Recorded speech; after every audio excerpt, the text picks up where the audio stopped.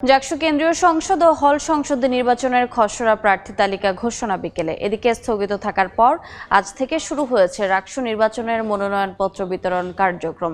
এই মুহূর্তে জাহাঙ্গীরনগর বিশ্ববিদ্যালয়ে আছেন সহকর্মী মোজাফফর হোসেন জয় এবং রাজশাহী বিশ্ববিদ্যালয়ে আছেন মওদুদ রানা। সরাসরি প্রথমে যাচ্ছি জয়ের কাছে। জয়, আমি এই মুহূর্তে রয়েছি জাহাঙ্গীরনগর বিশ্ববিদ্যালয়ের পুরাতন প্রশাসনিক ভবন, যেখানে মূলত সিনেট হল অবস্থিত। সেই সিনেট হলে মূলত নির্বাচন কমিশনারের কার্যালয়ে রয়েছে। সেই কার্যালয়ে এই মুহূর্তে কিন্তু শেষ মুহূর্তের প্রস্তুতি চলছে।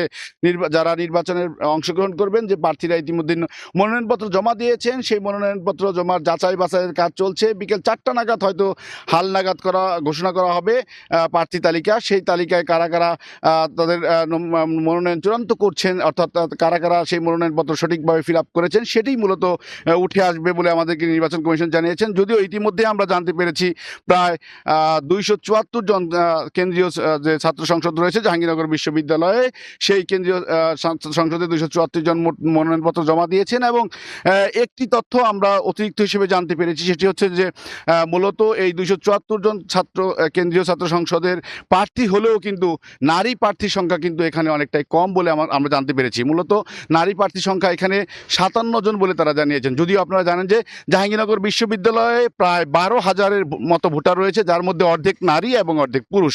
অর্থাৎ সেই তুলনায় কিন্তু নারী প্রার্থীর সংখ্যা কিন্তু নেতৃত্বে আসেনি বলে আমরা জানতে পেরেছি। একই সাথে যে হল সংসদ নির্বাচন রয়েছে, সেই হল সংসদ নির্বাচনগুলোতে কিন্তু আমরা জানি যে 10টি জাহাঙ্গীরনগর বিশ্ববিদ্যালয়ে 10টি হল রয়েছে, নারী হল রয়েছে। সেই নারী হলগুলোতে প্রতিটি হলে 15 জন করে পদের প্রার্থীতা অংশগ্রহণ করবেন। 15টি পদের বিপরীতে ন্যূনতম 2 জন করে হলেও 30 জন প্রার্থী হওয়ার কথা। কিন্তু আমরা যতটুকু জানতে পেরেছি, সেই তুলনায় 150টি পদের বিপরীতে কিন্তু জাহাঙ্গীরনগর বিশ্ববিদ্যালয়ে ছাত্রী হলগুলোতে জমা পড়েছে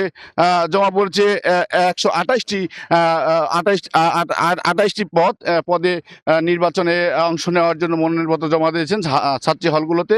আমরা জাহাঙ্গীরনগর বিশ্ববিদ্যালয়ের মনোনয়নপত্র বিকেল 4টা নাগাদ খসড়া তালিকা ঘোষণা করবে বলে জানতে পেরেছি নির্বাচন কমিশন। আমরা আরো তথ্য জানতে যাব রাজশাহী বিশ্ববিদ্যালয়ে। সেখানে রয়েছেন সহকর্মী মওদুদ রানা। বিশ্ববিদ্যালয়ের কেন্দ্রীয় ছাত্র সংসদ নির্বাচন, হল সংসদ নির্বাচন এবং সিনেট ছাত্র প্রতিনিধি নির্বাচনের যে মনোনয়ন ফর্ম, সেটি আজকেও বিতরণ করা হচ্ছে। এ নিয়ে দ্বিতীয় দিনের মতো এই ফর্ম বিতরণ করা হচ্ছে। আমি এই মুহূর্তে রয়েছি রাকসুর যিনি রেজিস্ট্রার রয়েছেন তার কার্যালয়ে। সেখান থেকেই মূলত এই ফর্মগুলো বিতরণ করা হচ্ছে। এবং তারা যেটি বলেছেন যে প্রথম দিনে তারা কেন্দ্রীয় সংসদের জন্য 5টি এবং হল সংসদের জন্য 1টি মনোনয়ন ফর্ম বিতরণ করেছেন। আজকে সকাল থেকে এখন পর্যন্ত কেউ ফর্ম সংগ্রহ করেনি। তবে এখানে সাধারণ শিক্ষার্থী বা প্রার্থীরা যেটি বলছেন যে তাদের নির্বাচনের যে তারিখ, সেটি নিয়ে এক ধরনের সংশয় তৈরি হয়েছে। কারণ গতকাল রাকসুর নির্বাচন কমিশনের সাথে ছাত্র রাজনৈতিক সংগঠনগুলো তারা বৈঠক করেছিলেন এবং সেখানে ছাত্রদল যেটি দাবি করেছেন যে তারা যারা ভোটার হবেন তাদের ছবিযুক্ত তালিকা এবং সেই তালিকা তৈরির জন্য তারা 2 মাস সময় চেয়েছেন। এবং তারা বলেছেন রাকসু নির্বাচন 2 মাস পেছাতে হবে। এবং সেক্ষেত্রে নির্বাচন কমিশন বলেছেন যে তারা সভা করবেন এবং সভা করার পর সিদ্ধান্ত নেবেন। অন্যদিকে ছাত্র শিবির সহ বাম ঘরানার যেসব রাজনৈতিক ছাত্র সংগঠনগুলো রয়েছে, তারা নির্দিষ্ট যে 15ই সেপ্টেম্বর ঘোষিত সময়সীমা, সেই তারিখেই আসলে তারা নির্বাচন চান। সব মিলিয়ে রাকসু নির্বাচন কমিশন কি সিদ্ধান্ত নেন সেটি একটি দেখার ব্যাপার। রাকসু নির্বাচন কমিশন বলছেন যে বিভিন্ন অংশীজন রয়েছেন বিশ্ববিদ্যালয়ে, তাদের সাথে বৈঠক করবেন এবং সিদ্ধান্ত নেবেন।